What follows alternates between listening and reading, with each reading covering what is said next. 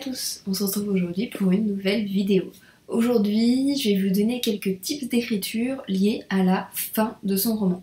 Pas forcément pour écrire la fin, mais vraiment pour savoir quand vous en avez fini de votre roman, quand vous pouvez arrêter de l'éditer, de le retravailler, et quand vous pouvez finalement le laisser aller vivre sa vie auprès de votre lectorat. Ça va vraiment être ça le thème de la vidéo, parce que je viens de faire une discussion qui va bientôt sortir du coup sur YouTube avec du coup Daphné, et avec elle on s'est rendu compte que c'est vrai que c'est un petit peu une sensation très bizarre, mais quand on arrive à la fin de la réécriture de son roman, on se sent complètement vidé et on ne peut juste plus encadrer son roman, on ne sait plus comment le modifier, il y a comme ça une sensation très particulière, et tout ça j'avais envie de vous en parler puisqu'effectivement c'est très compliqué de savoir quand on a terminé son roman.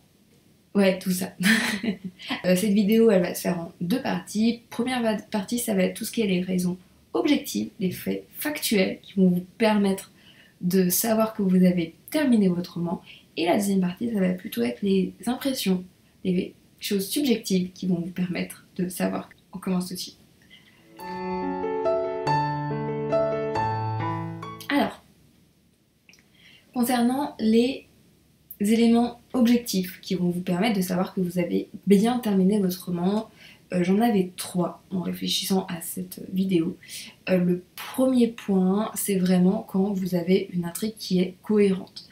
Vous arrivez à la fin de votre texte, votre relecture, là peut-être 45e relecture, et vous vous rendez compte que, à première vue, vous avez un début, un milieu, une fin, vous avez plus de trous, vous avez comme ça quelque chose qui est cohérent, qui se tient, une évolution des personnages qui paraît logique, une évolution comme ça de l'environnement, du décor qui paraît logique, on comprend où on va, comment on y va, tout va bien finalement, il n'y a plus de moment où vous vous arrêtez sur la relecture et vous vous dites mais pourquoi ? Normalement c'est plutôt bon signe, alors vous allez forcément avoir quand même des impressions bizarres, mais si ça vous paraît déjà cohérent, si votre intrigue vous paraît cohérente, c'est plutôt bon signe et je pense que c'est un bon moyen de savoir objectivement que votre roman est en bonne voie d'être terminé. Le deuxième point, c'est que votre intrigue soit complète. Alors, ça se rejoint un petit peu avec le précédent parce que forcément, si votre intrigue est à trous, il y a moyen qu'elle ne soit pas cohérente à la fin.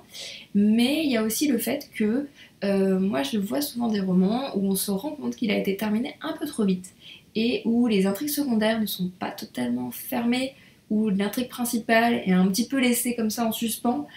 Tout ça c'est des points qui montrent que le roman n'a pas été terminé complètement, et c'est pour ça que j'aurais tendance à dire que si vous pouvez vous dire que votre intrigue principale semble terminée, si vos intrigues secondaires, toutes les voies que vous avez ouvertes pendant le roman sont terminées, que chacune a sa petite fin dans la fin, ça aussi c'est quand même un bon moyen de savoir que votre roman il est quand même sur de bonnes voies et il est sur la bonne voie d'être terminé complètement. Voilà, c'est un autre point très objectif de se rendre compte que bon, ça a l'air d'être plutôt correct. Troisième point, et je dirais que c'est peut-être le plus efficace, c'est si vos bêta-lecteurs sont contents. Parce que autant on va voir que vous avez des ressentis et bon, ils sont ce qu'ils sont. Vous pouvez avoir pas confiance en vous, vous pouvez avoir toujours l'impression que vous n'avez pas fait assez, vous pouvez avoir des envies de perfectionnisme.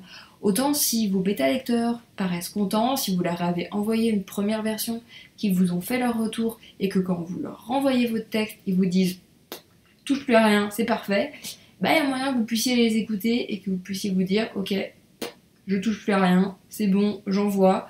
À la limite, je corrige les dernières fautes d'orthographe, les dernières répétitions.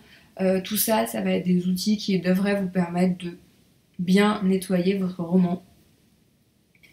Et d'ailleurs, ça va me permettre de terminer en 4e point sur cette petite partie de l'objectivité qui est, il y a un moyen de savoir un peu si votre roman est correct. Il y en a 2, moi j'ai tendance à faire pour vérifier vraiment que je suis assez contente de moi. La première, c'est lire à voix haute son roman. Quand vous lisez à voix haute, il y a vraiment énormément de petits défauts, genre les répétitions, genre des trucs qui sont un peu choquants à la lecture, qui vont vous arrêter. Donc si vous arrivez à lire à voix haute votre roman et qu'il n'y a rien qui vous bloque, c'est très bon signe. Forcément, vous allez peut-être rattraper 2-3 trucs à ce moment-là, mais ça sera la dernière relecture. Et dans la même solution, Il y a lire à l'envers son roman. Quand je dis lire à l'envers, ça veut dire en fait, vous prenez la fin de votre roman et vous lisez chacune des phrases, une à une, en remontant comme ça.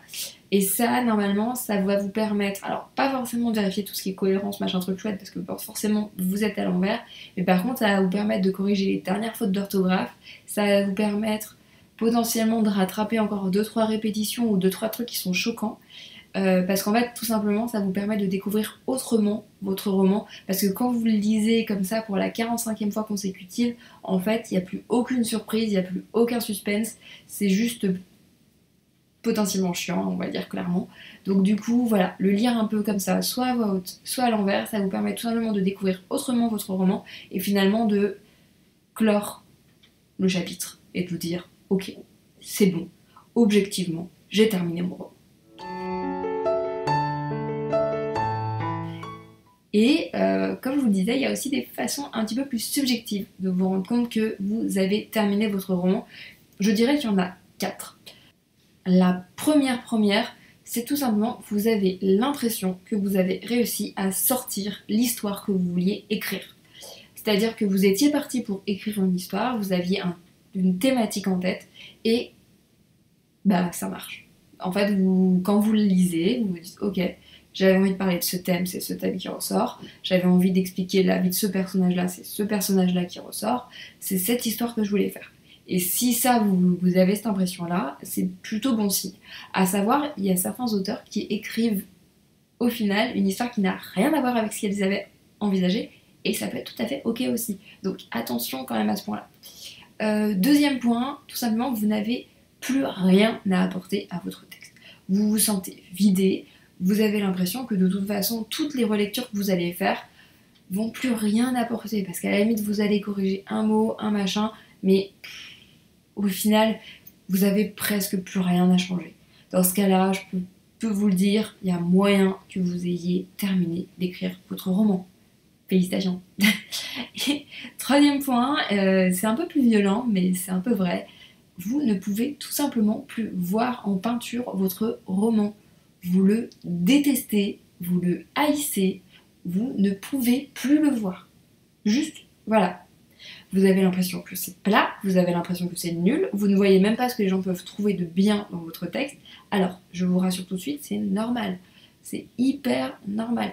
Il y a énormément d'auteurs qui ressentent ça, tout simplement parce que vous venez peut-être de passer 1 an, 2 ans, 3 ans à écrire un texte, que vous venez peut-être de passer 1 an, 2 ans, 3 ans à le relire, à le réécrire, à le corriger. Donc, c'est normal si vous ne pouvez plus le voir en peinture. C'est normal. C'est tout. Donc du coup, pas de souci, c'est potentiellement que vous l'avez terminé. Là encore, félicitations. Et quatrième point, tout simplement, il y a une autre histoire qui vous appelle.